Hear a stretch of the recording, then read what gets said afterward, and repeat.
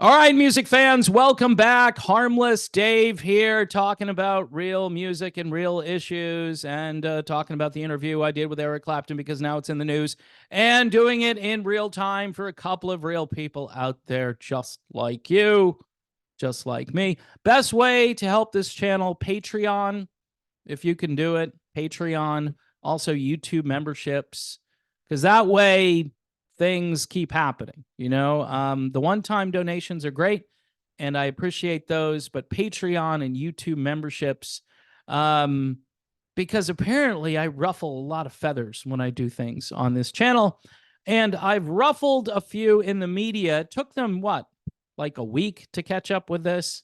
Because number one, nobody is going to tune in to watch me. That's number one. They hate me, right?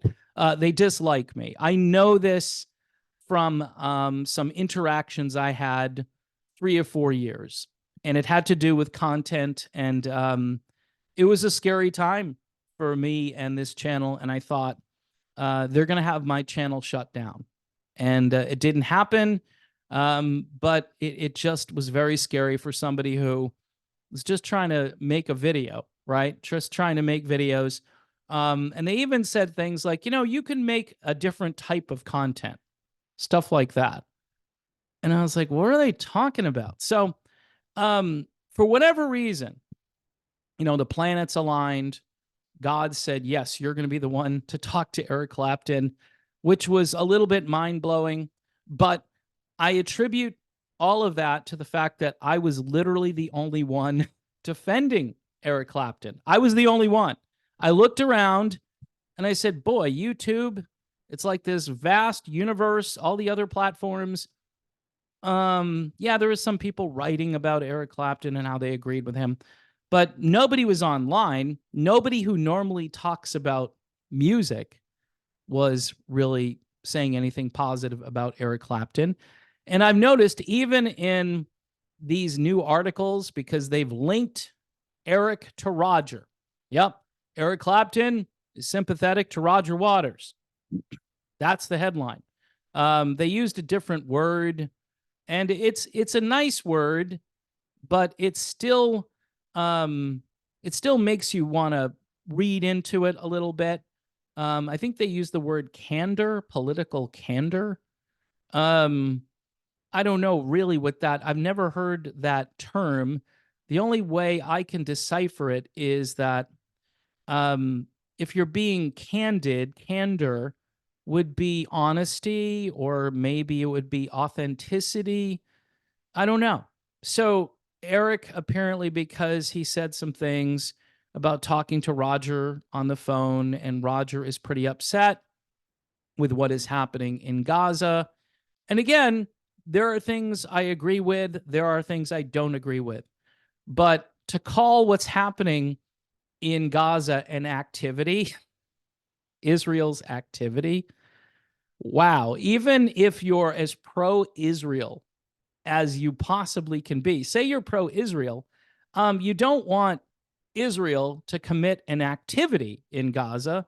You would like them to eliminate the bad guys, right? Because that's what the goal is supposedly. And to call it an activity is an insult to both the people who disagree with the activity and those who promote the activity. It's a bizarre word. And we're living in a world where words don't mean what words used to mean. But yeah, over a week goes by, or about a week, and everybody comes out of the woodwork. Here's the truth, right? So one of these media outlets basically is linked to all the other ones. And that's how, all these talking points go out. Now, there may be different writers who are out there handling the content and then putting their spin on it.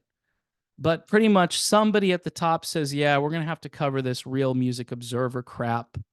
We can't stand this guy. He doesn't like grunge music, for the first thing. He's outdated. He says stupid crap. His politics are 180 degrees different from ours, which is kind of weird. Let me just interject here, right? So I've made this point before. Guys like Neil Young, Jackson Brown, The Eagles were involved in politics a little bit there. That's why Felder, I think, got tired of the Eagles and said, hey, can we give our money to charity instead of some stupid political candidate? I would say about 80 to 90% of the rock media supports Joe Biden for president. And even if you don't like Trump, you've got RFK, you've got none of the above, right? You could artfully say, look, America can do better than this, but they don't even think of that stuff. They just say, okay, we belong to this tribe. This guy can mumble into a microphone, kind of like I do, except he's really mumbling and you can't understand him at all. And we're still going to be, yeah, he's the best, right? So whatever he says, when it comes to Israel or Ukraine, that's another one. That's another area where Roger Waters was very outspoken and took that CNN guy out to the woodshed and spanked him. Like, there's another point of view. You don't think Ukraine is this this bastion of democracy? I mean, what's wrong with you, Roger Waters? I was totally on board with all of that. The Israel stuff, it's a little tough. It's a little tougher for me. But here's the thing. To link Clapton with Waters as your key story, when, number one, Eric is playing some great concerts. He's out there. He sounds great. He is singing better than he's probably ever sung, quite honestly. I've talked to a number of people who have followed Eric Clapton for years, and they're flabbergasted at how good he still is. And my guess is this must drive these people crazy, because these are the same people that said, hey, he should have a dignified retirement during the whole COVID stuff. Because again, Eric didn't line up. I don't even know what Roger Waters believes on any of that stuff, but Eric and Van Morrison, now they were creating anti-lockdown music. They weren't creating anti-COVID music. They were creating anti-lockdown stuff. And in one case, Eric Clapton was very concerned about what this is doing to children. Can we just flash back to what happened to Connor? Does anyone remember what happened to Connor? I mean, Eric Clapton lives with that burden every day. Every day. I don't even know how he stands up, and because I talked to my wife about this stuff and we just shake our head. We go, how do you go on after that? But he did. And so the reason I bring that up is because all of these articles that come out are all just jumping to conclusions. They don't really understand the individual that they're talking about. They have to write these stories to just generate eyeballs, to generate views, much like I do, right? And I admit it, I want people to watch the channel, and I'm trying to hook people in, and they are too. But what's weird is their audience, which used to be anti-war, their audience used to not trust the government most of the time, right? All of these people now are running all of these organizations, the ones they used to mock back 40, 50 years ago, the ones they used to push back against. They trust the CDC. They trust the FDA. That's bizarre to me. They trust big corporations colluding with the government. Why? Obviously, because they're probably paying a lot of their bills. Makes sense, but man, it's a bad look. There's no principle. There's just, hey, give me the money. Give me the money. And if this means that we have to knock Eric Clapton down a peg or two, we have to go after Roger Waters. I don't know what Roger's take is on all of this medical stuff, but apparently he's pretty sad about what's going on in Gaza. And, it just goes on and on. They would rather take the side of David Gilmour. Everybody is throwing around the word anti-Semitic. Waters was condemned by the U.S. State Department, and we side with the U.S. State Department. That's what the rock media is saying. We like the State Department. There's nothing going on there that we should be concerned about. Didn't Rolling Stone used to want to uncover this stuff? Didn't they want to be like Edward Snowden a little bit and just get to the heart of the problem and then put it out there? But maybe they got a knock on the door. I don't know. Maybe they're not allowed to talk about this stuff. Maybe there are people working in all of these organizations that have connections. And that sounds like a big conspiracy, right? But none of these people seem to have any sort of journalistic independence. Everybody sounds the same. So this article about my interview from one media outlet to another, other than the smaller independent media outlets like the rock celebrities thing, which was fine, and the blues rock thing, which was a quick little paragraph talking about, by the way, the title of Eric's new album, which is called Meanwhile, just in case you wanted to know and you didn't hear it the first time. I just find this stuff like it's Twilight Zone stuff, because I grew up with, hey, it's the No Nukes concert, right? Or it's, when I was younger, all of the causes were peace related. They weren't promoting war. They were, so even if you're for this sort of national security, global, we need to be the world's hegemon and we need to go around the world and assert American authority and American power all over the world, because that's been the prevailing view, at least since World War II and probably before that. Even if you're for all that stuff, right? You don't look at the contradiction and the hypocrisy of all this stuff. And then you get to the stuff about, your super safe and effective product, which was rushed to market by somebody, by the way, at the time that the media didn't like. They hated, and they still hate the guy. You can hate him all you want. The point is, you can't have it both ways. You can't say, hey, this was great, but the guy who brought it to you was somebody who you despise. None of this makes sense to me. It just doesn't.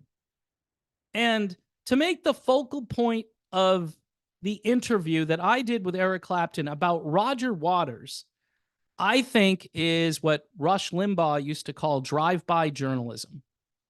All the other stuff that he talked about, his health, his retirement, the concerts he's doing. We spoke for nearly an hour. And yeah, Eric took the conversation in a political direction. I was not orchestrating that.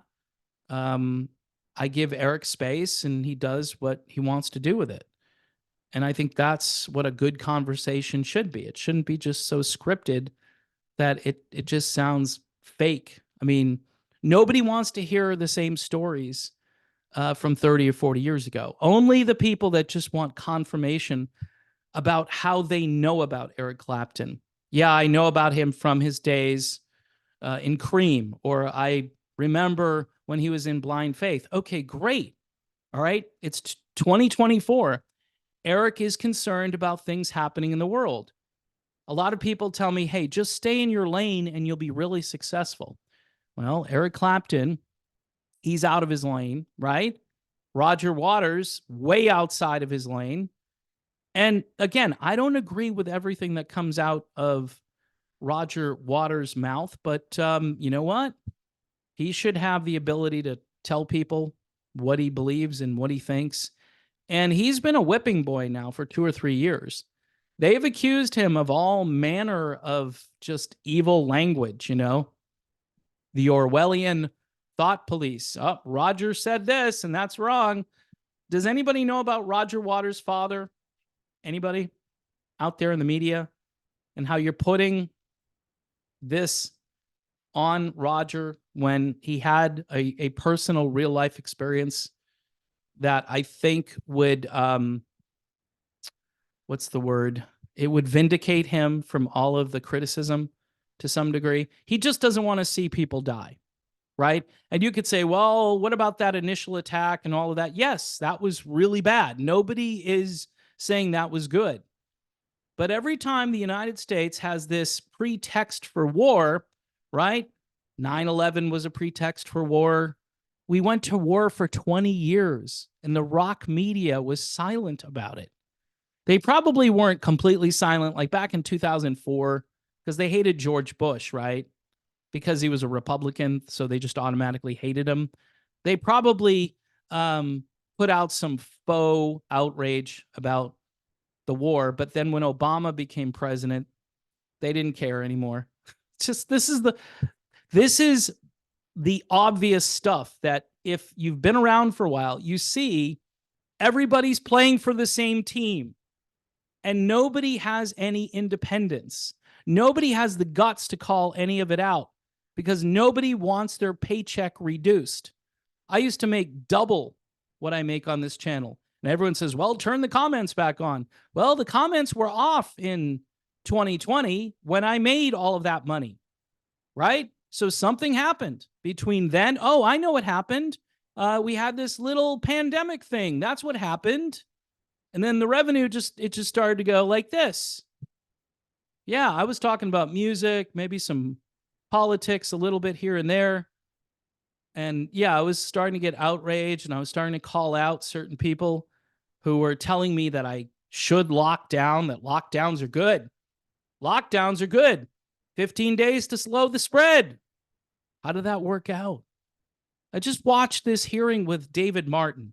Go look up David Martin, right? My friend Kevin, my old radio buddy, he sent me a link to it. David Martin destroys everything that these people are saying. Just destroys it. And normally, right, if you're an educated, curious journalist who isn't just a stenographer for these people in DC, for all of these alphabet soup agencies, if you cared about life, never mind journalism, you would cover this stuff. And you would say, you know what, I think I could win a Pulitzer Prize. Of course, the people giving out the prizes are going to be incensed that you wrote about this and how you exposed this. This is why people care about Julian Assange, by the way. Whistleblower who said some stuff and then, it's true stuff, but those are security secrets. Yeah, well, once you learn how the sausage is made, that our government is planning to do really bad things, as a citizen of that country, you would want them to not do that anymore. They're supposed to be public servants, and our tax dollars pay for their salaries. So anyway, you know, I've gone way off on a tangent. I guess I should be happy that all of these media outlets suddenly picked up on this, but I defend the right of Eric Clapton and Roger Waters to say what they want to say. I don't have to agree with it, but there is this, you can just sense it, that these guys, they wouldn't talk about other people who were like next month, right? We're going to have this whole month devoted to one thing next month. And you're going to see story after story that celebrates all of that stuff. Is that fair? Is there any pushback against that? Is there anybody looking at that saying, you know, some people might have it, and you don't have to be super religious. You don't have to be a Roman Catholic or a diehard evangelical or whatever to have a different point of view. But people do have different points of view on it. But during that entire month, you would assume that the entire world agrees wholeheartedly. And yes, bring it on every day. What do we celebrate veterans like one day? I mean, we have Remembrance Day, Memorial Day, but then we have Veterans Day. And so what, you got kind of like 2 days for that, but you have a whole month for this other thing. Mind-blowing. Christmas is one day. Easter is one day. July 4th is one day.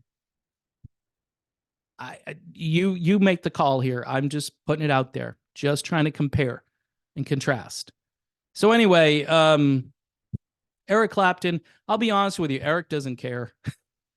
I talked to Eric. Did you see what they wrote? No. I don't read any of this stuff. I don't care. I don't watch the news. Eric watches certain things to become educated about certain topics. And I think he's smarter than most people. He reads books. He was talking about manufacturing consent during the interview. I have not read that book. I've heard really great things about that book. Roger Waters, in interviews, talks about all of the books he's read on different topics. And to be book smart, quite honestly, yes, that's a good thing.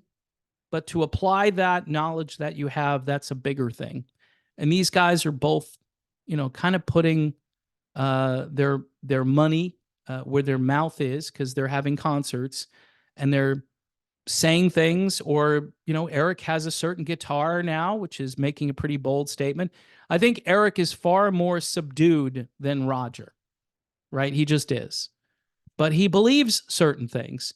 And by the way, again, for you people linking what Clapton allegedly said 40 years ago to anything that he does or says now, it's gaslighting. It's ridiculous. And really, the word shame comes to mind here. So anyway, folks, I needed to vent a little bit. People are sending me these articles, and part of me says, look at that. They mentioned in fourth paragraph, Real Music Observer, and they had a link to the actual video. So that's good, right?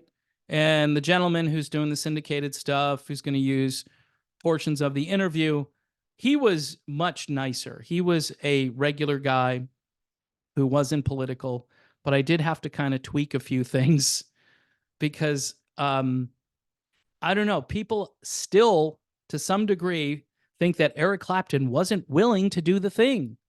And he did it twice. And on the second one, things didn't go so well, too. The second one, things didn't go so well. I keep saying that because in the media at the time, it was like, wow, boy, he just isn't willing to do what needs to be done to stop this. 15 days to slow the spread. We could stop this if everybody just complied. Are you hearing these words right? Complied? That doesn't scare you at all? That's not authoritarianism? And by the way, rock and roll, one more time, used to push back against authoritarianism. Don't trust anyone over 30. Dee Snider, we're not going to take it anymore. Except we're supposed to take it. We're just going to take it. That's where we're at right now. It's pathetic. It's ridiculous. Rock and roll, because look, these old guys, they're going away. And I'm sure a lot of these younger editors and writers are pretty excited about that because they don't like the old world. They don't like the fuddy-duddy ways of people like me. And, they can't get us out of here fast enough.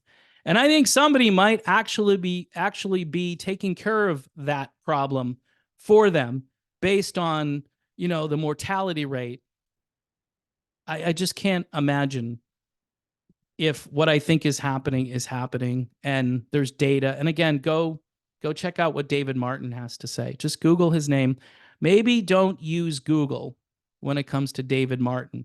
The video I saw was actually on TikTok. I don't have TikTok, so when someone sends me a video, it's like, wow, look at this, a TikTok video.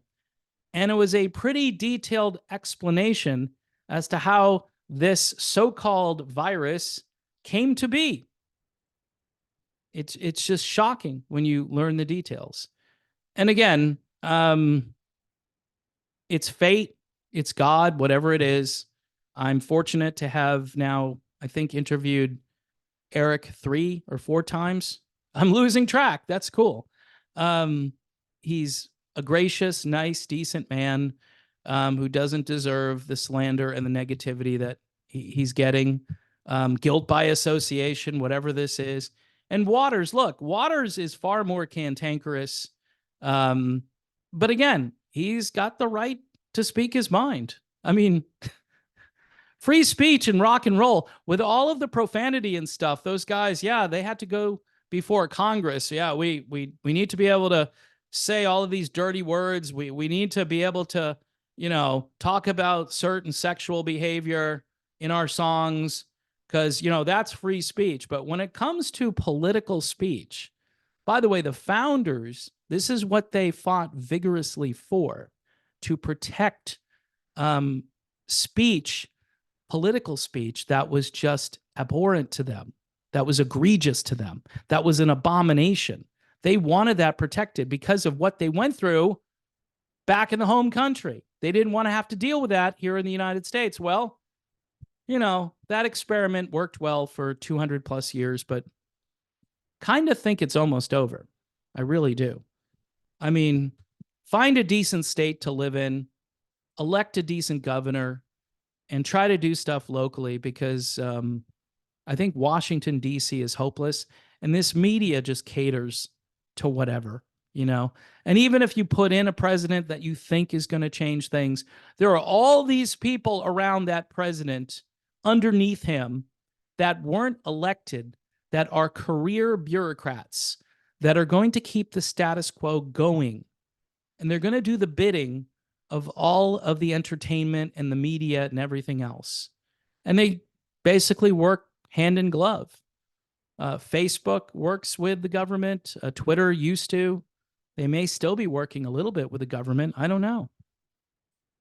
But there are certain things you just can't say, and you think you're getting away with it, and then you watch your revenue just go, like, what happened?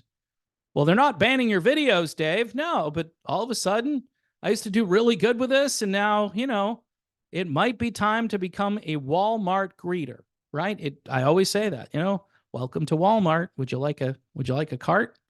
And it's not beneath me to do that kind of thing, but I like what I do.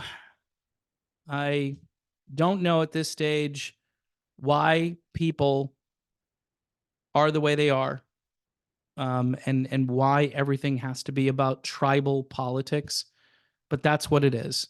And I don't belong to a tribe.